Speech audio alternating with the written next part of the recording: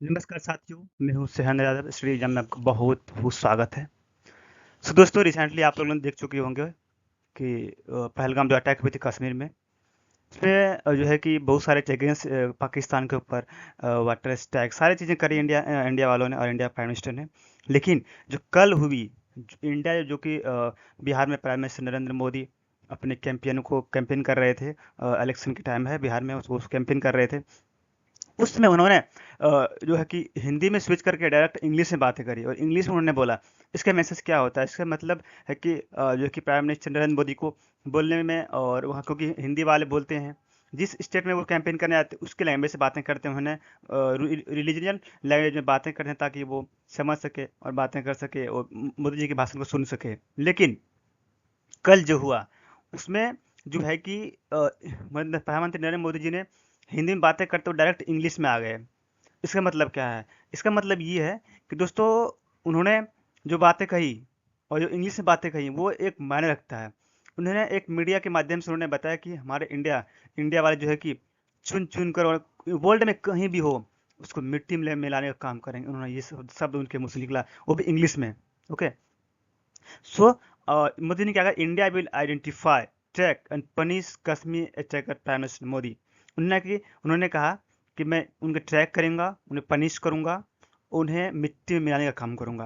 उन्होंने इंग्लिश में बातें करी। आप लोग यहाँ पर देख सकते हो कि जो है कि अटैक हुई तो उसके बाद फाइनली श्रीनगर से सारे लोग वापस अपने घर को आ रहे हैं। तो इसमें आप लोग, इस वीडियो में आप लोग सुन सकते हो कि प्रधानमंत्री नरेंद्र मोदी ने क्या कहा। Today, from the soil of Bihar, I say to the whole world, India will identify, track, and punish every terrorist and their backers.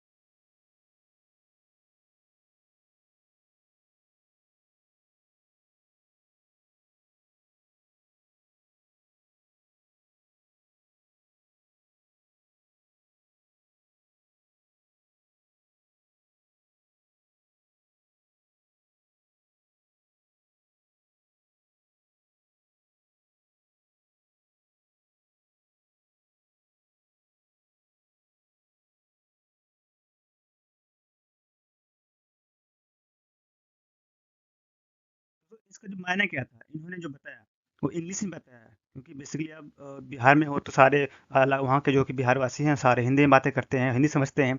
लेकिन नरेंद्र मोदी जी, प्रधानमंत्री नरेंद्र मोदी जी ने इंग्लिश में बातें कही। ये पूरा वर्ल्ड मीडिया को, पूरा वर्ल्ड को एक समय का काम किया था कि मैं उस आतंक टेररिस्ट को जो कि छोड़ने वाला नहीं, मैं उसे मिट्टी में मिलाने का काम करूंगा। उसके बाद से जो कल नेक्स्ट में इवनिंग में जो मीटिंग हुई थी पूरे जो है कि विपक्षी मीटिंग हुई थी, उसमें क्या देखो, India inform Pakistan of its decision to keep Indus water trade in absence. उसके बाद जो है कि लगातार एक्शन पर एक्शन, एक्ट ऑफ वार, जो कि लगातार एक्शन पर एक्शन लिए जा रही है। जो इंडस वैली है, इंडिया जो पाकिस्तान को जो पानी आता है इंडिया से, उसको रोकने का बात कही। उसको फाइनली इस वाटर को जो है कि उन्होंने ब्रेक कर दिया। इस जो है कि ऑर्गेनाइजेशन जो कि बातें हुई थी इसमें समझौता हुई थी, उसको जो है कि बंद करने का काम किया। ओके, आप लोग यहाँ देख सकते हो कि जो प्रधानमंत्री होम मिनिस्टर अमित शाह जी हैं, डिफेंस मिनिस्टर राजनाथ सिंह और बीजेपी के जो अध्यक्ष हैं जेपी नड्डा साहब हैं।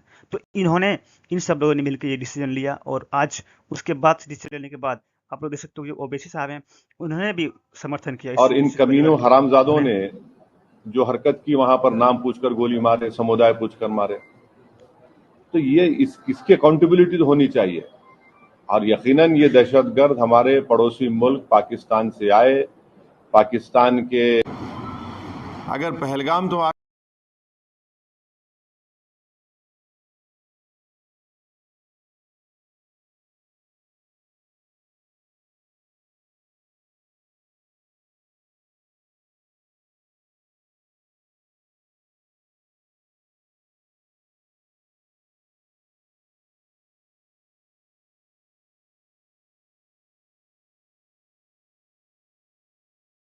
उन्होंने ये सब बातें में करी, बट उसके बाद जहाँ की ऑल पार्टी जो मीटिंग हुई थी वो 24 अप्रैल को इवनिंग में, उस पार्टी में जो कि सारे पार्टी से सारे पार्टी से जो है कि बताई गई कि हमारे पास ये अपॉर्चुनिटी, ये प्रॉब्लम हुई थी, इसके वजह से सिक्योरिटी वजह से, थ्रेड्स की वजह से, कुछ सिक्योरिटी इश्यू की वजह से जो है कि घटना हुई।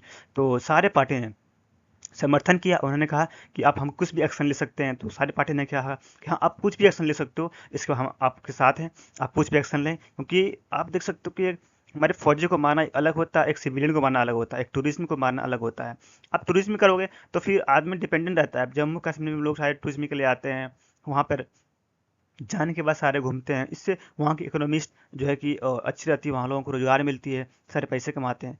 तो फाइनली जो है कि जम्मू कश्मीर के लिए एक अपॉर्चुनिटी खत्म होने की कगार पर आ गई थी। तो इसके एक्शन लेना गवर्नमेंट को बहुत ही इंपॉर्टेंट होता है।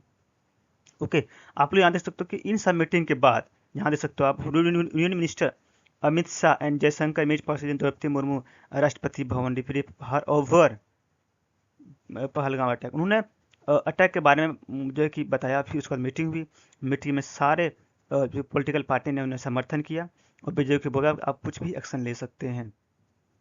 उसके बाद जो प्राइम मिनिस्टर पाकिस्तान से जो फिर से रिस्पॉन्ड आई इन सब चीज़ों के बाद, होने वाला कि यह एक्ट ऑफ वार है। कि एक्ट ऑफ वार का डिसीजन मतलब समझा सकते हैं हमें आप लोगों को कि ये है जो कि इंडस वैली वाटर को जो है कि ब्रेक किया, समझौता को रद्द किया। नेक्स्ट वन था जो कि बाघा बॉर्डर को बंद किया। उसके बाद यहाँ के लोगों को वापस जाना पड़ा, पाकिस्तान के लोगों को यहाँ से। फिर एम्बेसडर को, इन लोगों को काम करना पड़ा। तो ये सब फाइनल डिसीजन के माध्यम से आप लोग देख सकते हो कि अगेंस्ट। और फाइनल उसके बाद जो पहलगाम अटैक है उसको फोटो भी आ गया था, आप लोग देख ये सकते हो यहाँ पे फोटो उसको हम इमेज लोगों को। ने लिया है, ये वाला। यही हमसे कुरान की बात कर रहा था, यही हमसे बार बार कुरान की बात कर रहा था, यही मेरे से ये बोला था कि आप अमरनाथ कभी आइए, हम आपको बिना उसके रजिस्ट्रेशन के ले जाएंगे। मुझे बिना रजिस्ट्रेशन के मैं क्यों जाऊंगी अमरनाथ।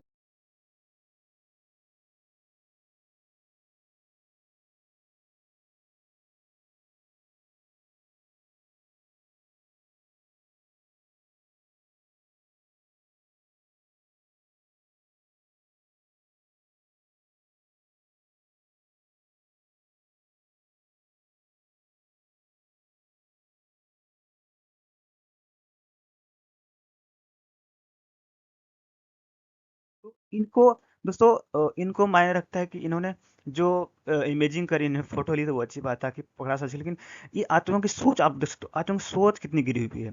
एक हिंदू मुस्लिम करके इन्होंने अटैक करा है। सो इंडिया के लिए बहुत ही गंभीर स्थिति को लेना चाहिए और इमीडिएट एक्शन लेना चाहिए। आप लोगों ने इतना टाइम कर चुका है, आप ये गवर्नमेंट जो है कि हर चीज़ का प्रोसेस वेस्ट करता है, लेकिन हाँ, इसको इमीडिएट एक्शन लेना चाहिए। और नेक्स्ट तो आप लोग देख सकते हो कि जो वाटर को थ्रेड से बंद किया है, उसके कितना परसेंट, जो कि 80%, आप लोग यहाँ देख सकते हो कि 80% जो वाटर है वो जाती है इंडोस, जो कि इंडोस वैली, जेरूसलम, चिनाब, हाँ, चिनाब, इन सब नदियों से होकर के, जेरूसलम और चिनाब, इन नदियों से होकर के पाकिस्तान को 80% पानी आता है। जैसे रावी हो गया, ब्यास हो गया, सतलज, ये 3 नदी से। और जो कि वहाँ से बढ़ जाती है 3 नदी, वेस्टर्न रिवर्स हो जाती है। तो और इस नदी से पाकिस्तान को 80% फुल ऑफ वाटर रिवर जाती है, जो कि वहाँ के पंजाब और सिंध के लोगों के लिए खेती में काम आता है। दोस्तों आप लोग इमेज में यहाँ देख सकते हो कि इंडस वे जो वाटर है वो यहाँ पर देख सकते हो, इस्लामाबाद है, ये झेलम है, ये चिनाब है, श्रीनगर है। और जो नदी है, रावी नदी है, और ब्यास है और सतलज है। इस नदी से होकर के जो है कि जाती है पानी, और इससे वो लोग खेती करते हैं। बट हाँ, अब जहाँ इसको ब्रेक करने के बाद फाइनली जो पॉइंट है वो उस पर डिस्कस करेंगे कि ब्रेक करने में इन लोगों को प्रॉब्लम क्या आ सकती है। ओके, सो नेक्स्ट है the Indus river network comparing the Jhelum, Chenab, Ravi, Beas and Sutlej. इन नदियों से होकर के पानी आती है, सपोर्ट करती है। 10 मिलियन लोगों के लिए इसमें फायदा होती है, वाटर के रिसोर्स के रूप में होता है। Okay, next, Pakistan as receive 80% of total water flow but agriculture specially providence in Punjab and Sindh. Okay, Punjab और सिंध को 80% यहाँ से पानी मिलता है इस नदी से, ताकि वो लोग खेती करते हैं और अपने जीवन जीते हैं। Pakistan relies sustainability on water supply, irrigation, farming and portable water, जिसमें लोग खेती में और फार्मिंग यूज करते हैं। और यहाँ से जो है कि एग्रीकल्चर सेक्टर में 23% पाकिस्तान को जो है कि नेशनल जो इनकम होता है, और 68% ऑफ इट्स रूरल इनहेबिटेंट, जो कि रूरल एरिया है, उन लोगों को फायदा होता है। नेक्स्ट इस नदी को इसको जो है ख़त्म करने के बाद Indus basin supply 154.3 million areas feet to water supply 154.3 million जो है कि एरिया है फीट है, उसको इसमें फ़ायदा होता है उसको एग्रीकल्चर में खेती हेतु। So thank you so much. मेरे चैनल को लाइक शेयर सब्सक्राइब जरूर करें। Thank you so much. आज के लिए इतना ही।